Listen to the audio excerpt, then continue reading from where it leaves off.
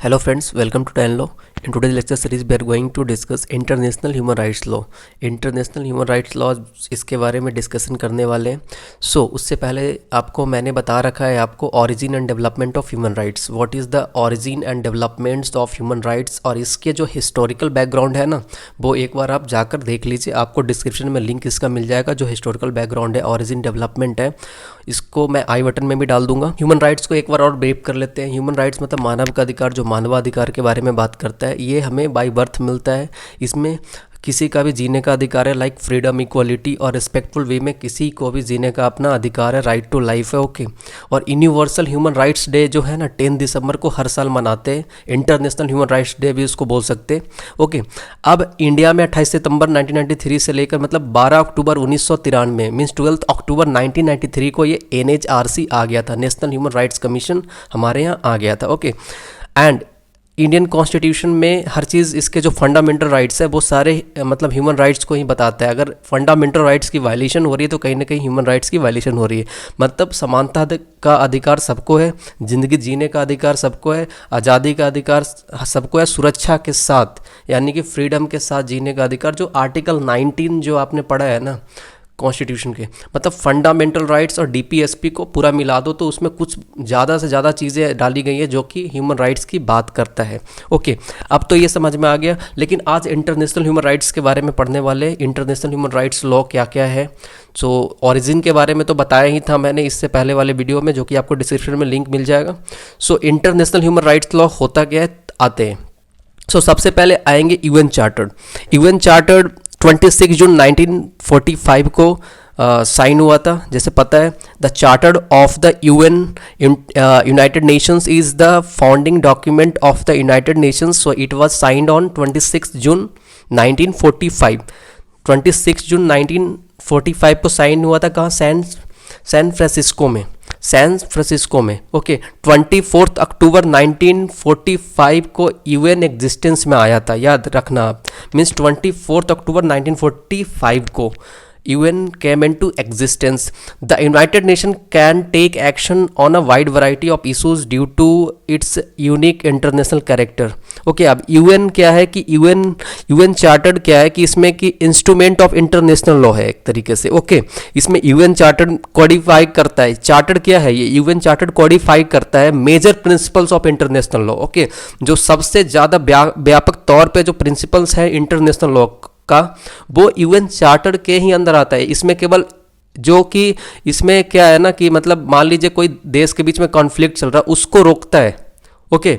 Means इसका main M है कि वो एक तरीके से प्रोहिबिट करे कोई भी फोर्स, 2 या 3 नेशंस के बीच में कोई फोर्स अप्लाई हो रहा है तो उसको रोके, इंटरनेशनल रिलेशन को बना कर रखे. इसका मेन UN चार्टर बनाने का यही था. आपको इसमें एक चीज़ याद रखना है कि इसमें केवल इंटरनेशनल लॉ में केवल मतलब यहाँ पे ये चीज़ नहीं है, ह्यूमन राइट्स की बेसिक चीज़ें भी इसमें डाली गई. इसीलिए UN चार्टर की बात कर रहे हैं. तो UN चार्टर को पहले समझना जरूरी था. ओके.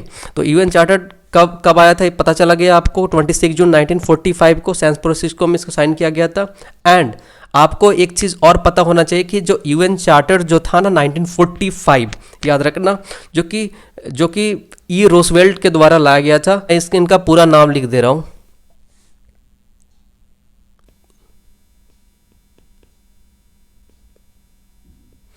जो इलेनोर रूजवेल्ट जो थे इनके द्वारा लाया गया था. ये इलेनोर रूजवेल्ट जो थे इनके द्वारा लाया गया था. और the UN charter in 1945 affirm faith in fundamental human rights, जैसे कि मैंने आपको बताया. ओके. तो आपको इतना याद रखना है कि यूनाइटेड नेशन जो था ना, UN का मेन पर्पस क्या था, मेन काम क्या था. UN is an international organisation whose stated aims are to facilitate cooperation in international law. इसका मेन था कि वो कोऑपरेशन करे इंटरनेशनल लॉ में, इंटरनेशनल सिक्योरिटी को मेंटेन करे, इकोनॉमिक डेवलपमेंट करे, सोशल प्रोग्रेस करे, ह्यूमन राइट्स इश्यूज को आगे बढ़ाए. मतलब UN बनाने का एक ही अहम कारण था, इंपॉर्टेंट कारण था इसका, कि ह्यूमन राइट्स को यहाँ पे मतलब इवेल्युएट करे. जो ह्यूमन राइट्स की जो बातें की जा रही थी, जहाँ पे ह्यूमन राइट्स की वायलेशन हो रही थी, मतलब हर किसी का फ्रीडम, इक्वलिटी, उसको रिस्पेक्टफुल वे में जीने का अधिकार जो था वो छीना जा रहा था, वो किसी न किसी तरीके से उसको डिस्क्रिमिनेट किया जा रहा था, चाहे तो वो रेशियल तरीके से या फिर रिलीजन के बेसिस पे। तो इसको लेकर ह्यूमन राइट्स को आगे बढ़ाया गया, और ह्यूमन राइट्स को ही आगे बढ़ाने के लिए, जैसे फर्स्ट वर्ल्ड वॉर मैंने बताया था पिछले लेक्चर में, first world war, second world war हुआ, उसके बाद इसको लाया गया लीग ऑफ नेशन के बाद, ठीक है। तो उसमें नहीं जाएंगे, मैंने इसको पहले ही बता रखा है। ओके, सो यूएन चार्टर के बारे में इतना जानते हैं अभी। ये इलेनोर रूजवेल्ट, जो फ्रैंकलिन डी रूजवेल्ट जो उस समय के प्रेसिडेंट थे यूएसए का, मतलब उसका वाइफ थे वो, आपको इतना याद रखना है। अब आगे आते, as of 2007 there are 192 United Nations members. Like अभी क्या है कि जब यूएन बना पहली बार तो इसमें 51 कंट्रीज थे बिगनिंग में, ओके। लेकिन जैसे ही यूएन मतलब आगे बढ़ते गया तो as of 2007 there are 192 United Nations members states, okay. अब इसमें 192 कंट्रीज हैं अभी, ओके। आपको इतना याद रखना है। And the UN charter oblige all members nations to promote universal respect for and observance of human rights and to take joint and separate action. मतलब यूएन चार्टर का मेन ये जो था कि लाइक वो प्रमोट करे किस चीज़ को, universal respect for and observance of human rights. मतलब मेन चीज़ यही था इस चार्टर को बनाना कि मतलब हर चीज़ में कहीं ना कहीं जो मूल अधिकार हो वो ह्यूमन को मिले, जो उसको मिलना चाहिए, ओके। क्योंकि ह्यूमन को जो अधिकार नहीं मिलेगा, अगर उसकी वायलेशन हो रही है तो कहीं ना कहीं इसको बनाने का कोई कारण ही नहीं बनता। तो इसको बनाया इसीलिए गया, मेन चीज़ था कि मतलब ह्यूमन राइट्स की प्रोटेक्शन हो, okay. And the charter consists of a preamble and a series of articles divided into chapters. It includes purpose of United Nations, criteria for membership, and the organs and institution of the UN, arrangement for integrating the UN with established international law, and enforcement powers of UN bodies. आपको इतना याद रखना है। तो UN charter के बारे में तो जान गए कि UN चार्टर में क्या क्या था। जैसे कि एक बार और रिकैप कर लेते हैं कि UN चार्टर 26 जून 1945 को आया था, सैन फ्रांसिस्को में साइन किया गया था। 24 अक्टूबर 1945 को UN एग्जिस्टेंस में आया था। UN चार्टर में क्या था, ये इंस्ट्रूमेंट है इंटरनेशनल लॉ का।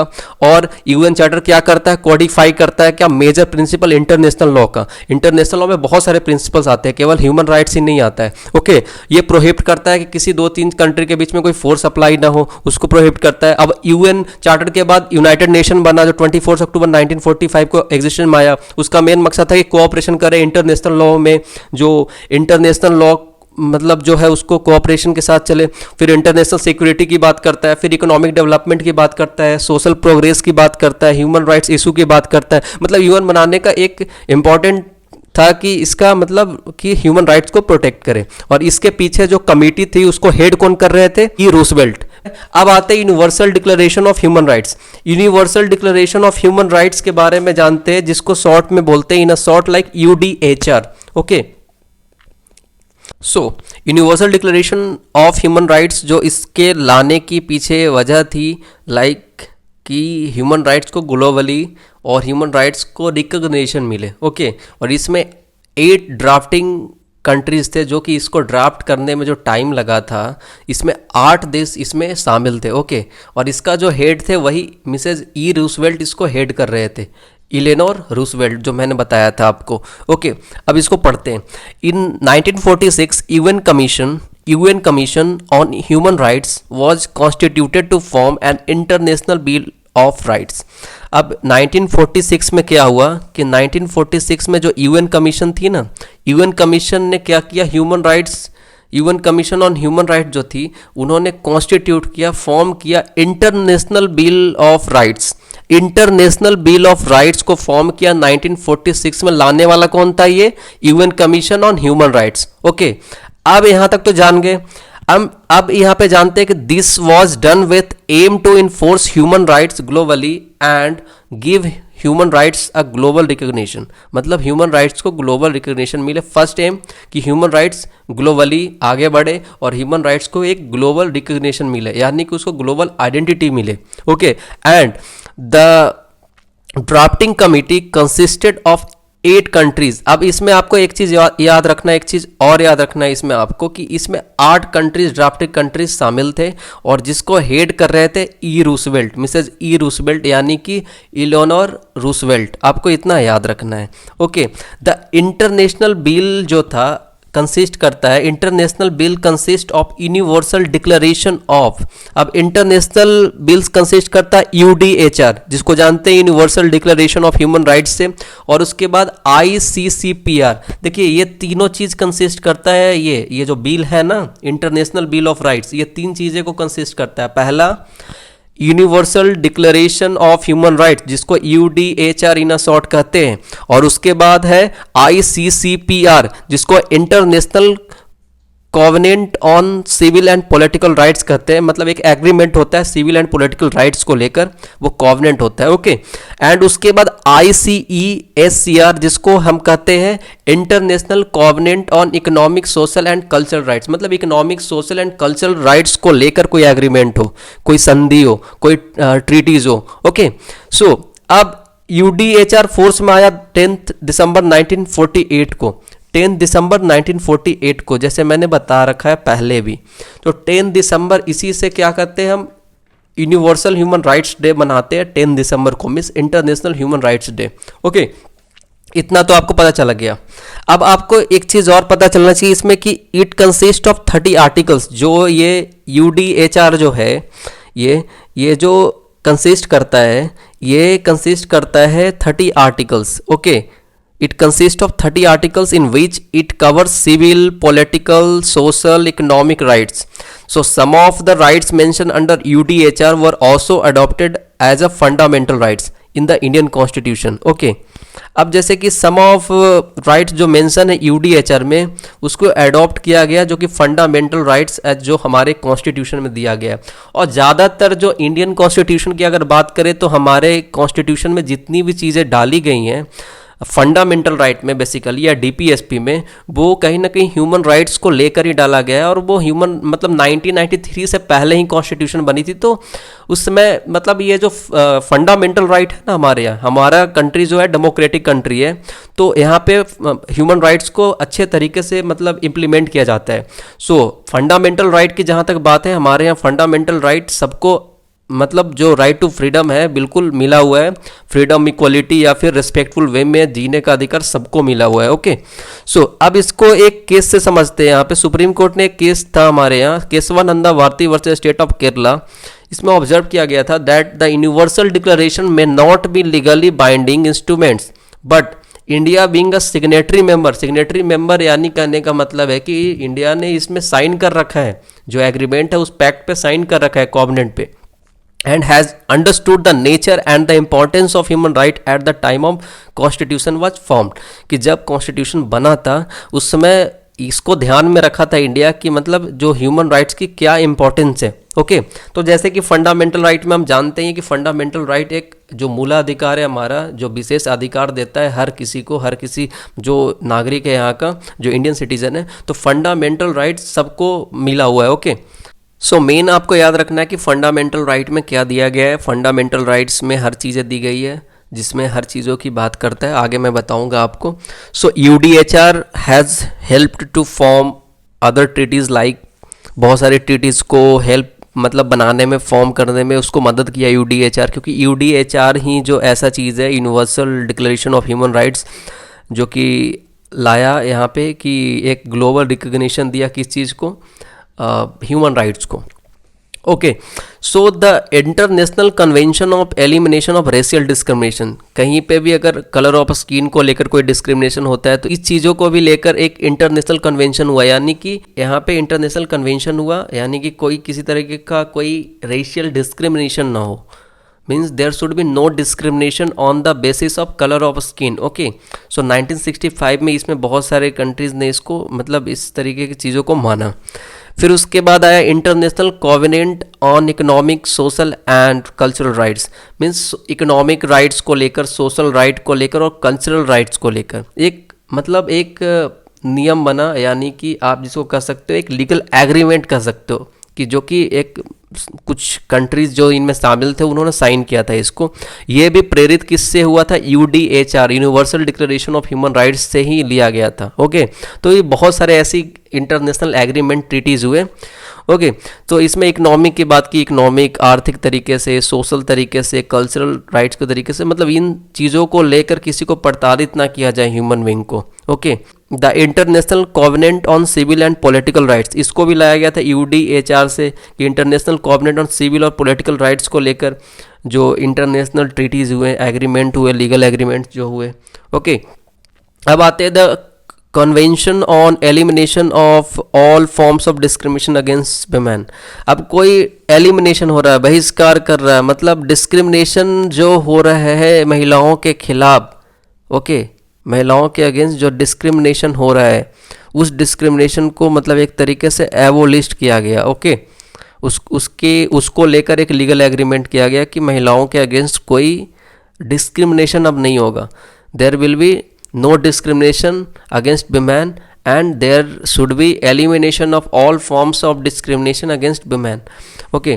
अब convention against torture and other cruel, inhuman or degrading treatment जो हो रहा था, पनिशमेंट लाइक, पता ही है कि कोई टॉर्चर किसी के खिलाफ कर रहा, किसी ह्यूमन बींग के साथ टॉर्चर कर रहा, या फिर कोई क्रूअल कर रहा, क्रूअल्टी कर रहा है, या फिर कोई हैरेसमेंट कर रहा है, या फिर कोई मतलब डिग्रेडिंग ट्रीटमेंट कर रहा है। जैसे कि अभी पता ही है आपको कि इनह्यूमन ट्रीटमेंट कहीं कहीं भी होता है, टॉर्चर कर रहा है कोई, जोर ज़बरदस्ती कर रहा है, या फिर कोई किसी को किडनैप करके ले जा रहा है, या वहाँ पे ह्यूमन ट्रैफिकिंग हो रहा है बड़े पैमाने पे। तो इसको लेकर, इसके खिलाफ कहीं ना कहीं, इस टॉर्चर के खिलाफ, इस क्रूअल्टी के खिलाफ, इस इनह्यूमन ट्रीटमेंट के खिलाफ, ह्यूमन ट्रैफिकिंग के खिलाफ, कहीं ना कहीं इसको लेकर भी एक तरीके से इसके खिलाफ भी एक मतलब उसको पनिशमेंट दिया जाए, ऐसी चीज़ों को पनिश किया जाए। तो उसको लेकर भी लीगल एग्रीमेंट हुआ जो UDHR से ही लाया गया। तो UDHR केवल छोटा सा फॉर्म नहीं, UDHR बहुत बड़ा है, इसके अंदर बहुत सारी चीज़ें हैं।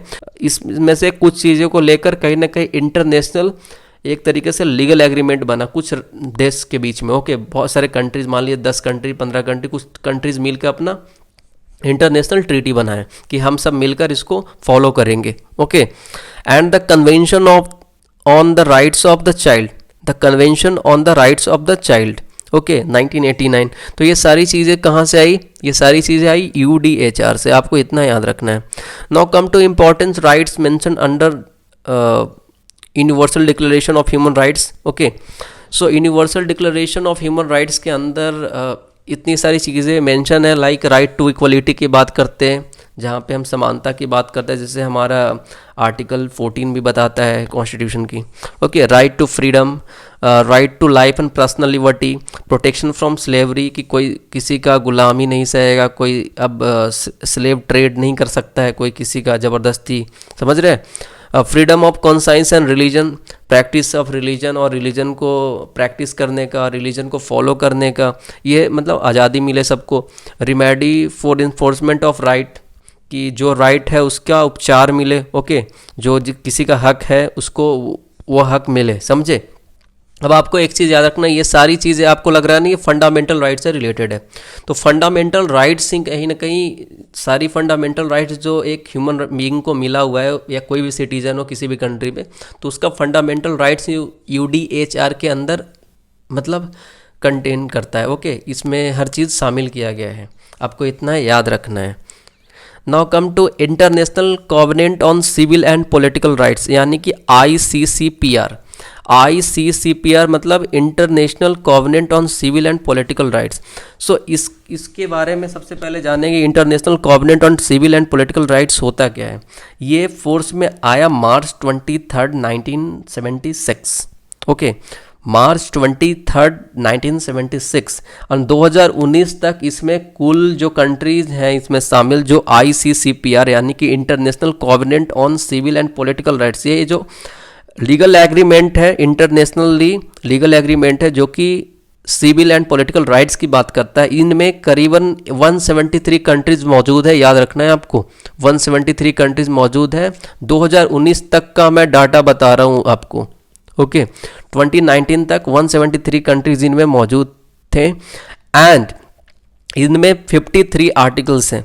This contain 53 articles. ये जो ICCPR है इसमें क्या कंटेन करता है 53 आर्टिकल्स, और हर मतलब 6 पार्ट में इनको डिवाइड किया गया है। उसमें 6 पार्ट के अंदर सारे पार्ट में मतलब सब जोड़कर 53 आर्टिकल्स हैं।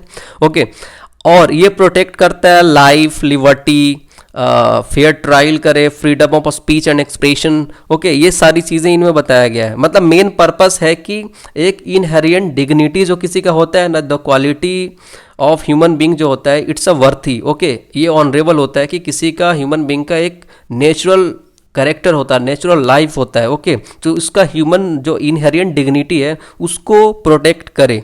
ओके, और मतलब कोई किसी को मतलब फोर्स नहीं कर सकता है कि एक कोई फॉर्मल स्टेटमेंट दे उसको लेकर। ओके, तो ये ह्यूमन राइट्स की बात करता है। अब इसको रीड कर देता हूँ। The purpose of forming ICCPR was to recognize the inherent dignity of each individual and undertake to promote conditions within a state to allow enjoyment of civil and political rights। जैसे मैंने बताया कि civil and political rights की enjoyment मिले। The main intention behind forming ICCPR यानी International Covenant on Civil and Political Rights was to strengthen the legal basis of human rights, कि जो legal basis है ह्यूमन राइट्स का उसको strengthen करे, उसको मजबूती दे।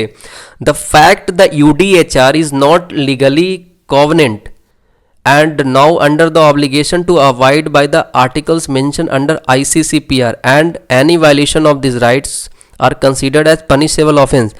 अब जैसे कि मैंने बताया कि ये जो एग्रीमेंट जिन्होंने भी साइन किया है, लीगल एग्रीमेंट जो कॉवेनेंट में जो भी शामिल है, अब वहाँ पे क्या है कि किसी तरह का कोई वायलेशन होता है तो ये सिग्नेटरीज कंट्रीज़ हैं, उनमें अगर कोई वायलेशन, सिग्नेटरी कंट्रीज़ कौन से कंट्रीज़ होंगे जो साइन कर रखे इस पैक्ट को, इस ट्रीटी को साइन कर रखे। ओके, वो कंट्रीज़ में अगर किसी तरह का वायलेशन होता है तो ये पनिशेबल ऑफेंस है। ओके, और इसका एक्शन लेगा ICCPR के अंतर्गत, international covenant on civil and political rights के अंतर्गत इसकी एक्शन ली जाएगी। Any report if made by an individual or by an organization regarding a violation of any human rights made by their state shall be investigated। और जो भी signatories state होंगे वहाँ पे किसी तरह के ऐसी कोई चीज़ें आई है तो वहाँ पे क्या होगा कि इसको लेकर ऑर्गेनाइजेशन इसको लेगा और यहाँ पे वायलेशन जो हुई है उसकी इन्वेस्टिगेशन की जाएगी। Okay, so article 28 of ICCPR state करता है, इसके जैसे मैंने बताया था कि इसमें 58 आर्टिकल्स हैं तो उसमें से 53 आर्टिकल्स हैं, sorry.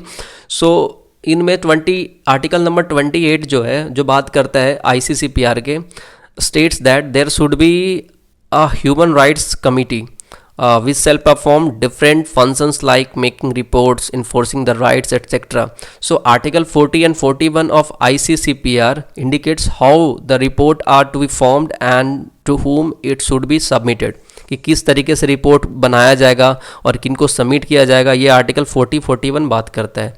Okay, and what are the things that should be mention in the report. जैसे कि मैंने बताया कि इन्वेस्टिगेशन होगा, इन्वेस्टिगेशन अगर कोई कंट्री, सिग्नेटरीज कंट्रीज अगर कोई रॉन्ग करता है तो इन्वेस्टिगेशन उस पर होगा, तो उस पर रिपोर्ट भी तो जमा करना है, बनाना है। Okay, now come to like there are different rights mention under the ICCPR यानी कि international covenant on civil and political rights which are similar to the rights provided in the Indian constitution. जैसे मैंने बताया कि Indian constitution की बहुत सारी चीज़ें जो कहीं ना कहीं प्रोवाइड की गई है, जो कि UDHR मतलब universal declaration of human rights. देखिए, universal declaration of human rights और चाहे बात करें या फिर ICCPR की बात करें, ICESCR की बात करें, ये सारे द इंटरनेशनल बिल जो 1946 में आया था उससे ही आया है। ओके, अगर आपको दोबारा याद नहीं आ रहा है तो आप पीछे करके वीडियो को देख सकते हैं और वहाँ से फिर दोबारा आप यहाँ आकर देख सकते हैं। Okay,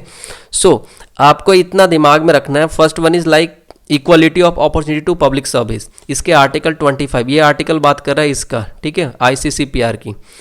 right to move freely within the territory of state, ये राइट है। Protection in respect of conviction of offence, okay, protection from prosecution against punishment, not to be compelled to testify against himself, मतलब कोई किसी को compel नहीं करेगा अपने against attest करने के लिए या विटनेस देने के लिए, गवाही देने के लिए, या कोई फॉर्मल स्टेटमेंट जो कि रिकॉर्ड किया जाए, कोई किसी को कंपेल नहीं किया करेगा। ये सारी ह्यूमन राइट्स की बात करती है और यार ये सब फंडामेंटल राइट के अंदर आता है। ओके, तो सारी फंडामेंटल राइट क्या होता है? मूलाधिकार होता है, विशेष अधिकार जो दिया जाता है किसी ह्यूमन बीइंग को उसकी सर्वाइवल को लेकर।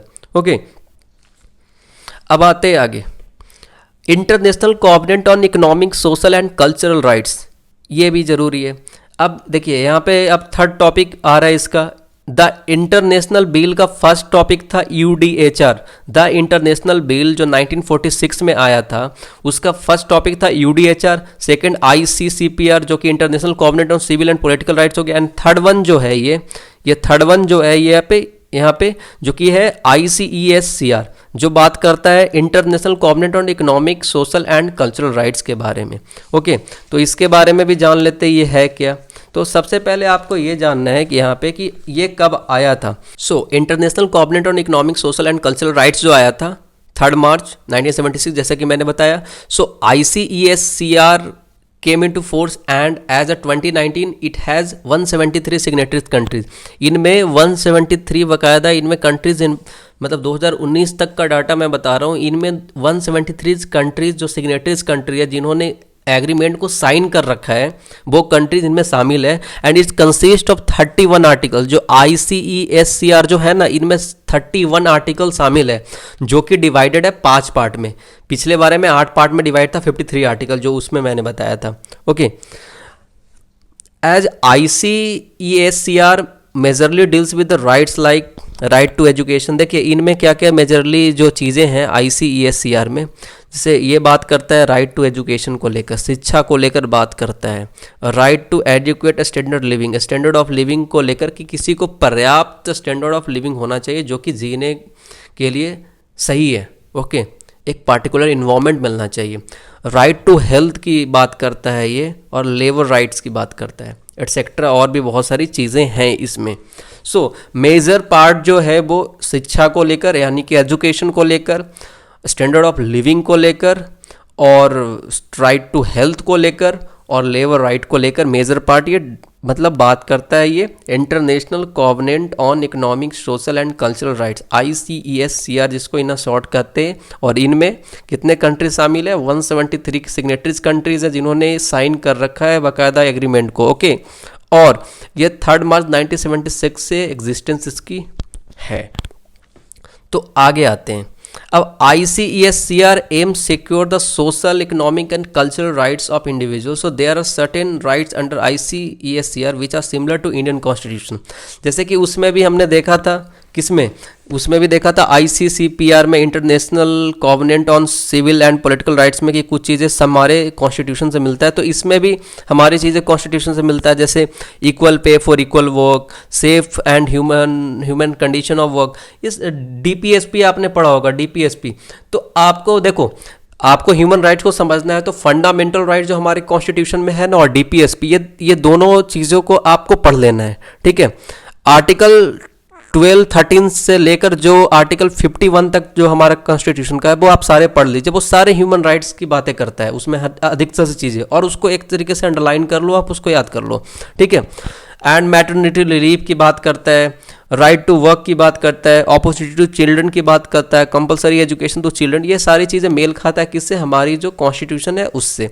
सो यहाँ पे तो खत्म हो गया, UDHR खत्म हो गया, UDHR खत्म हो गया, ICCPR खत्म हो गया, ICESCR खत्म हो गया। तो ये सारी चीज़ें खत्म हो गई हैं। अब आते हैं optional protocols to ICPR and ICESCR, कि कोई ऐसे ऑप्शनल प्रोटोकॉल जो है international covenant on civil and political rights को लेकर, और जो international covenant on economic and social and cultural rights को लेकर, उस पे आते हैं। तो ऑप्शनल क्या है? जैसे कि आपको यहाँ पे पता है, जैसे कि optional protocols ICPR, like there are 2 optional protocols, 2 optional protocols हैं। Okay, to international covenant on civil and political rights, the first optional protocol was enforced. जो पहला ऑप्शनल प्रोटोकॉल्स, देखिए इसमें कुछ ऑप्शनल चीज़ें डाली गई है, ये आपको याद में रखना है, मतलब दिमाग में रखना है। ये टॉपिक थोड़ा बड़ा हो जा रहा है तो ऑप्शनल प्रोटोकॉल्स को भी समझना है। तो ऑप्शनल प्रोटोकॉल जो इनमें शामिल थे, लाइक जो फर्स्ट ये जो ऑप्शनल प्रोटोकॉल्स इन्फोर्स किया गया था वो 23 मार्च 1976 को होता, ठीक है। By May 2020 it had 35 signatories. देखिए ऑप्शनल प्रोटोकॉल्स जो है ना, ये अलग टॉपिक है, आपको दिमाग में रखना। ऑप्शनल प्रोटोकॉल्स दोनों चीज़ों को लेकर है, ICCPR और ICESCR को लेकर। तो ICCPR और ICESCR को लेकर है। तो इसमें क्या है कि 35 सिग्नेटरी कंट्रीज है। इतना याद रखना कि इनमें देखिए वैसे तो 116 स्टेट्स पार्टीज हैं इनमें, लेकिन इनमें जो सिग्नेटरीज कंट्री है जिन्होंने इस कॉवेनेंट को अपनाया है, इस जो लीगल एग्रीमेंट है उसको अपनाया है, साइन किया है बाकायदा एग्रीमेंट को, उसमें केवल 35 कंट्रीज इसमें शामिल है, 35। ओके, तो ये दिमाग में रखना है। एंड इनके जो कंप्लेंट मैकेनिज्म है कि कहीं भी अगर कोई किसी तरह का मतलब वायलेशन होता है राइट्स की, ह्यूमन राइट्स की, तो यहाँ पे सूटेबल कंप्लेंट मैकेनिज्म है और 6 महीने के अंदर इसको मतलब जवाब देना है। मतलब ICCPR का मेन जो मकसद है कि एबोलिशन ऑफ डेथ पेनल्टी, कि वो डेथ पेनल्टी कहीं पे मान लिया जाए कि सिविलाइज सोसाइटी में तो किसी को डेथ पेनल्टी बहुत कम ही मिलता है, हमारे इंडिया में भी बहुत कम ही डेथ पेनल्टी मिला है लोगों को, क्योंकि सिविलाइज नेशन में डेथ पेनल्टी लोगों को नहीं मिलता। तो इसका मेन है कि जो डेथ पेनल्टी है ना उसको एबोलिश करे, उसकी एबोलिशन की बात करता है। अब एक बार रीड कर देता हूँ इसको।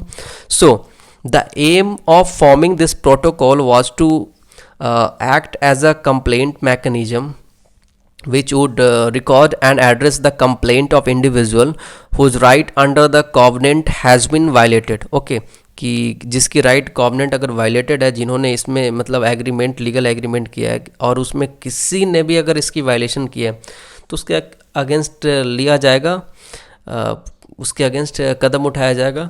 And committees were set up to address the issue and provide suitable solution within 6 month. जैसे कि मैंने बताया कि 6 महीने के अंदर इसको सॉल्यूशन करना है जो भी रिलेवेंट पार्टीज हैं इनमें। So the second protocol to the ICCPR focused on the abolition of death penalty. जैसे मैंने बताया कि इसका मेन फोकस उसी पे है कि एबोलिशन करे डेथ पेनल्टी का। And the parties to the second optional protocol have expressed their view that the abolition of the death penalty contributes to the enhancement of a human dignity, कि वो कहीं ना कहीं ह्यूमन डिग्निटी को, जो human का एक ऑनर है सोसाइटी में, उसको ह्यूमन डिग्निटी को इन्हेंस करेगा। Okay, and progressive development of human rights, human rights की प्रोग्रेसिव डेवलपमेंट के लिए आया गया इसको। सो ICCPR SCR हो गया यहाँ पे अभी। अब ICESCR के बारे में जानते हैं वहाँ पे, तो उसके बारे में जाने। तो ऑप्शनल प्रोटोकॉल ICESCR क्या है? इसका जो ऑप्शनल प्रोटोकॉल जो है international covenant on economic, social and cultural rights के बारे में यहाँ पे बात कर रहा है।